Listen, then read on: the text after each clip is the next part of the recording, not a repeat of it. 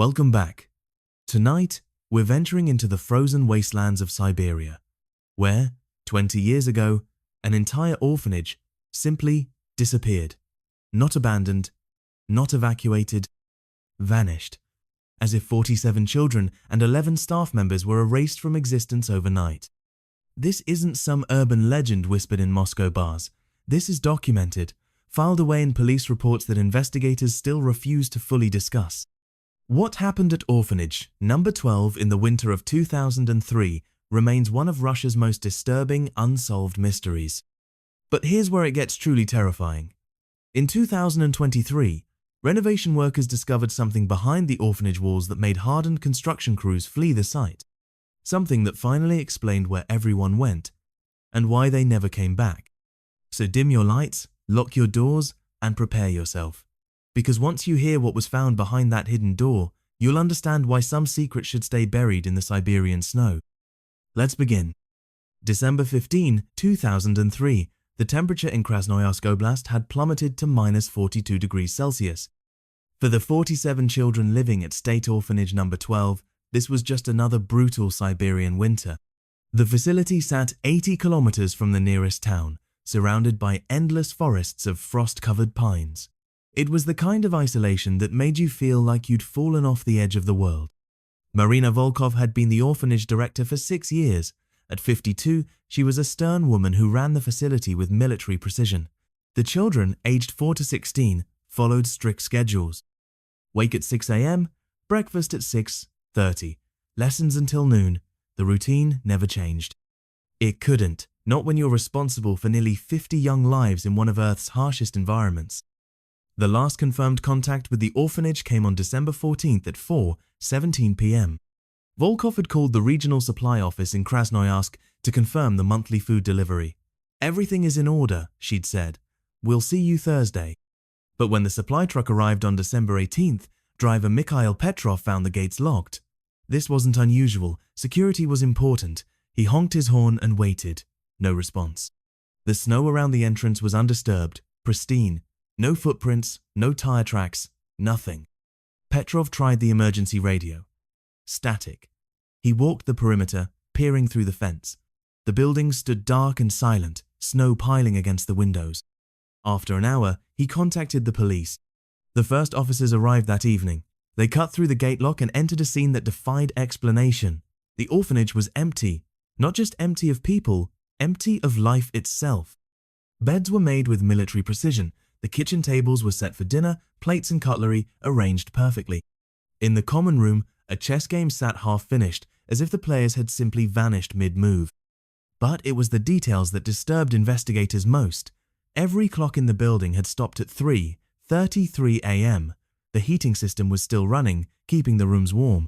Fresh bread sat in the kitchen, only 3 days old. Whatever happened here happened fast. The search expanded. K9 units. Helicopters with thermal imaging. Hundreds of volunteers combing the forest.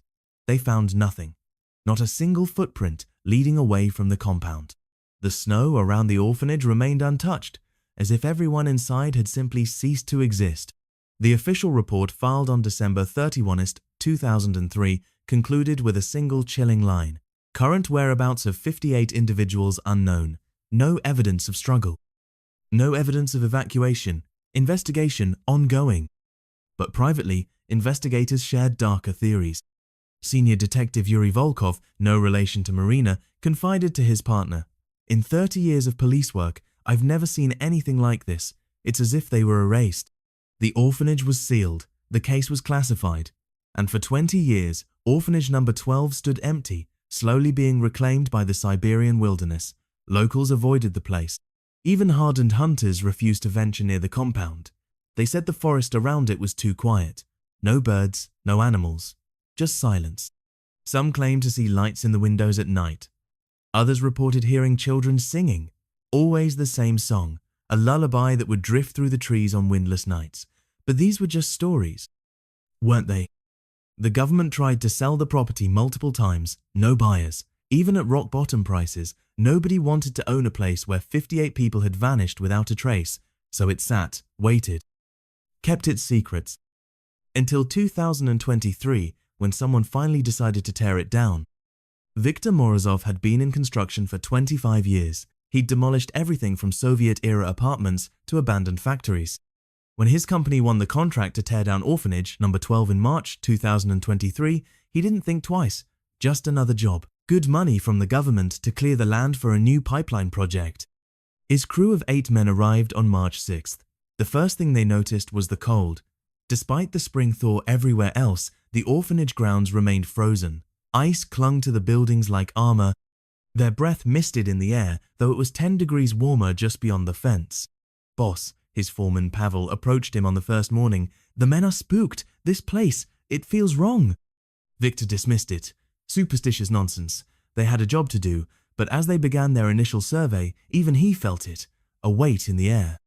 A watching sensation that made the hair on his neck stand up. The building's interior had been sealed since 2003.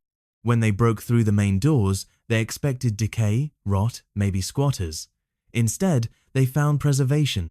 Everything exactly as the police reports described. The half-finished chess game, the set tables, even the bread in the kitchen, somehow mummified rather than rotted. "It's like a museum," Pavel whispered. They started with the dormitories, stripping fixtures, cataloguing anything of value. In the children's rooms, they found journals, toys, photographs, lives interrupted mid-sentence. One diary entry, dated December 14th, 2003, caught Viktor's attention. "Marina Petrovna is acting strange again. She keeps taking children to the basement for special lessons. Alexei went down last week. He came back different. Doesn't talk anymore. Just stares at the walls. I'm scared. We're all scared." Viktor pocketed the diary. The basement.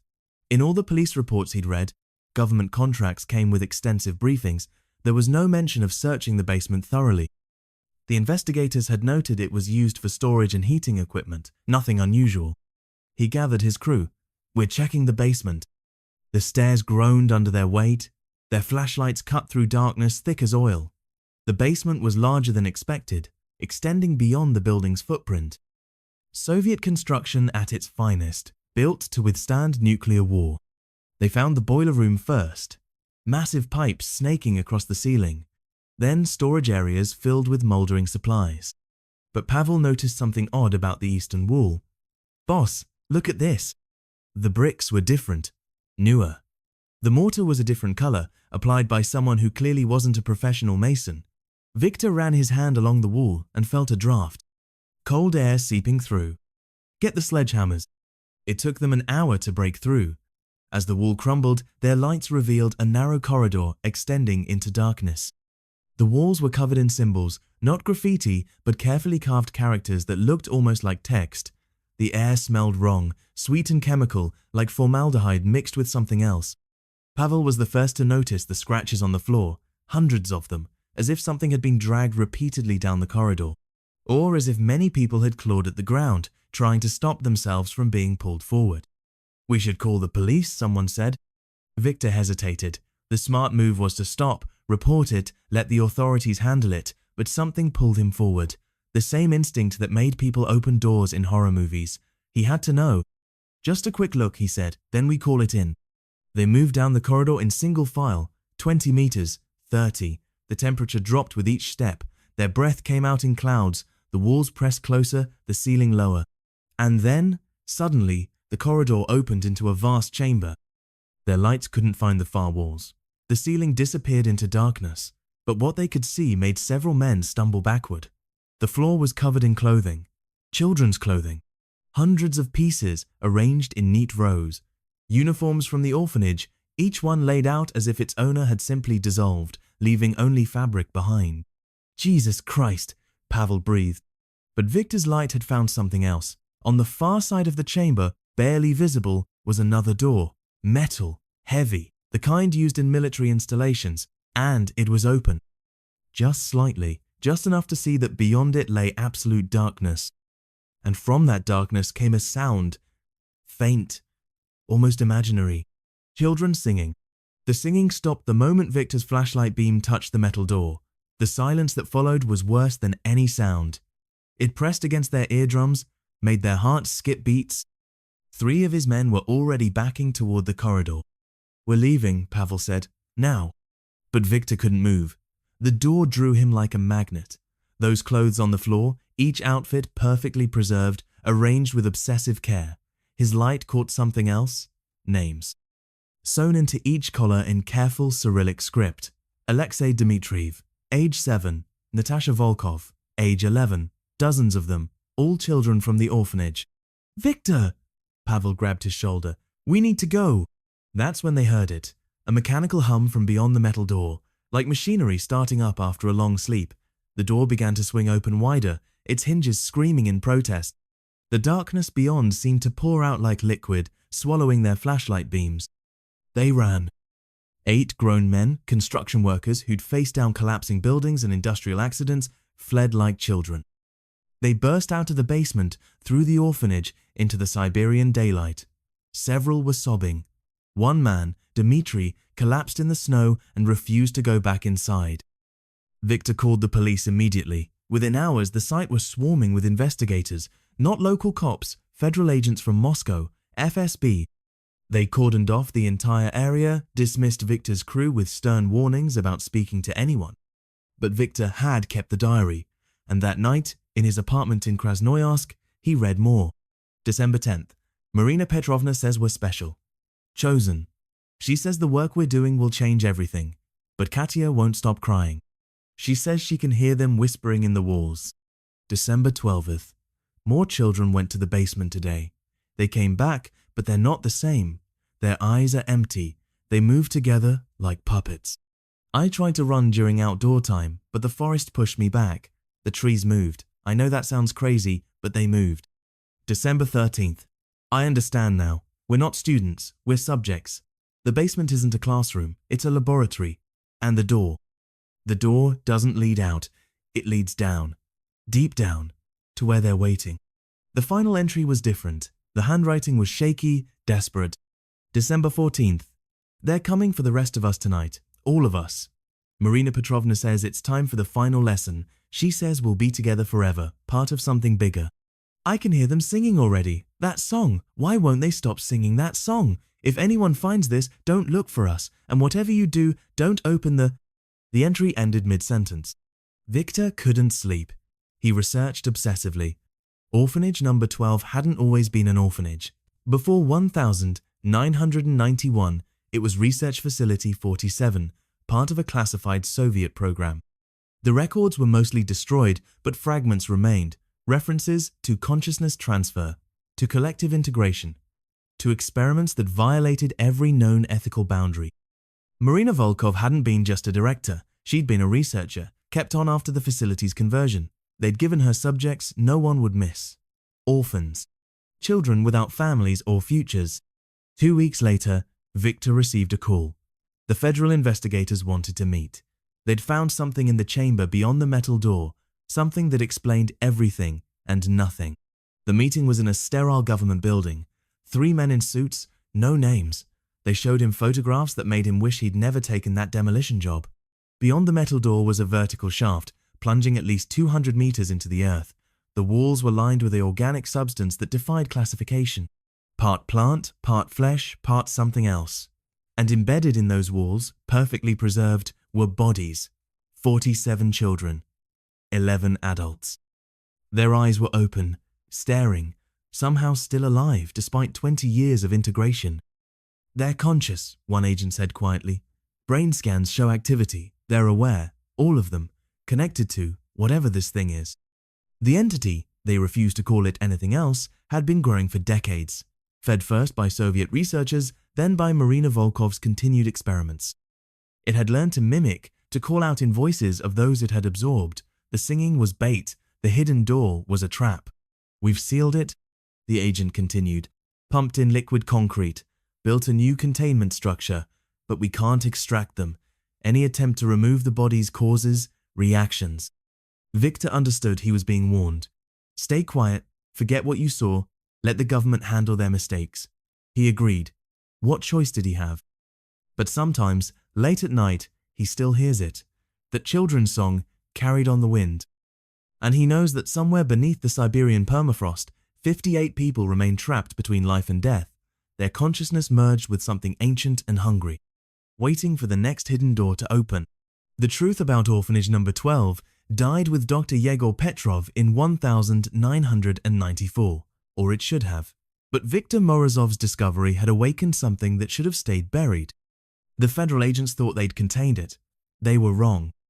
3 months after the chamber was sealed, reports began surfacing from villages near the orphanage site. Children were disappearing. Not many, one here, one there. Always during the night. Always without a trace. The parents would wake to find empty beds, windows locked from the inside, no sign of struggle, just absence.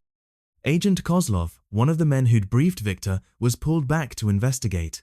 What he found in his classified report, leaked years later, revealed the true horror of what had been unleashed. Research Facility 47 had been attempting to create a hive mind. The Soviet scientists believed that human consciousness could be networked, creating a collective intelligence that would surpass individual limitations. They discovered something beneath the permafrost, an organism older than human civilization. Something that could bind neural pathways across multiple hosts. The experiments had worked too well. Dr. Petrov's final notes, recovered from his apartment after his suicide, painted a picture of escalating horror. The test subjects, political prisoners at first, had indeed merged consciousness. But they hadn't created a superhuman intelligence. They'd become something else, something that existed partially in our reality and partially elsewhere. Day 47. The subjects no longer require food. They stand in perfect stillness for hours, moving only in synchronized patterns. When one speaks, they all speak. When one bleeds, they all bleed. We've created something beautiful and terrible. Day 92. It's growing. The organism, fed by consciousness, it expands through the facility's walls like cancer. The subjects say it's calling to them, calling them home. We've tried to terminate the experiment. The subjects won't die. Even dismemberment doesn't stop the neural activity. Day 130. Marina understands it better than anyone. She says the organism isn't from Earth. It's been waiting beneath the ice for millennia, dreaming of the day it would have enough minds to wake fully. We've given it what it needed. God help us. When the Soviet Union collapsed, the facility was abandoned, but Marina Volkov stayed. The organism had chosen her, whispered to her in dreams. She'd convinced authorities to convert the facility to an orphanage. Fresh subjects. Young minds were more malleable, more easily integrated. For 12 years, she'd fed children to the entity in small groups, testing, perfecting. The ones who returned were changed, became her assistants in preparing the others. By December 2003, the organism was ready for full integration. All 47 children and 11 staff members entered the chamber willingly, their minds already touched by the entity's influence. But they hadn't vanished, they'd transformed. Agent Kozlov's investigation uncovered the worst part. The concrete seal had failed within weeks. The organism had consumed it, converted it to biomass. The shaft now extended over a kilometer deep, its walls pulsing with life, and at its heart, the original 58 was still there. Changed beyond recognition, but somehow still individually conscious within the collective. They were the core, the seed, and they were spreading. The missing children from nearby villages weren't being taken, they were being called. The organism could reach out now, touch sleeping minds, draw them in. Each new addition made it stronger, smarter, hungrier. Kozlov's team tried everything. Fire, acid, explosives. Nothing worked. The organism adapted, learned, overcame. Worse, anyone who spent too long near the site began to hear the calling too. 3 soldiers walked into the shaft voluntarily. 2 scientists had to be physically restrained from joining them.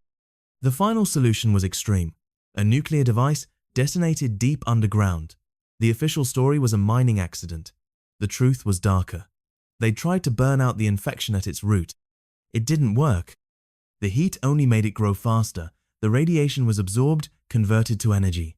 Within days, reports came in from across Siberia, children drawing the same symbols, speaking in unison across vast distances, walking into the wilderness and disappearing. Viktor learned all this from Kozlov himself in a final meeting before the agent disappeared. "We can't stop it," Kozlov had said, his eyes hollow from lack of sleep. "It's in the permafrost now, spreading through root systems, water tables, God knows what else. Every child it takes makes it stronger, and it's patient. It can wait generations if needed." "Why children?" Viktor had asked. Their minds are still forming, easier to reshape, to integrate. The organism isn't evil, it's following its nature. It needs consciousness to exist fully in our reality. We gave it a foothold. Marina Volkov gave it an army. The orphanage site is now classified beyond top secret. Satellite imagery shows only forest, but locals know the truth. On cold nights, when the aurora borealis dances across the sky, you can sometimes see them, shadows moving between the trees, small figures walking in perfect synchronization towards something calling them home. The children still sing that lullaby, the one Marina Volkov taught them, but now we know what the words mean. Translated from the mix of Russian and something older, it says, "Come home, little ones, come home to sleep, where thoughts are one and dreams run deep. No more alone, no more afraid. In the collective, all debts are paid." Orphanage number 12 never vanished, it evolved. And somewhere beneath the Siberian ice, 58 souls wait patiently at the heart of an organism that has learned to hunt. The hidden door was never meant to keep people out. It was meant to keep something in. And we opened it.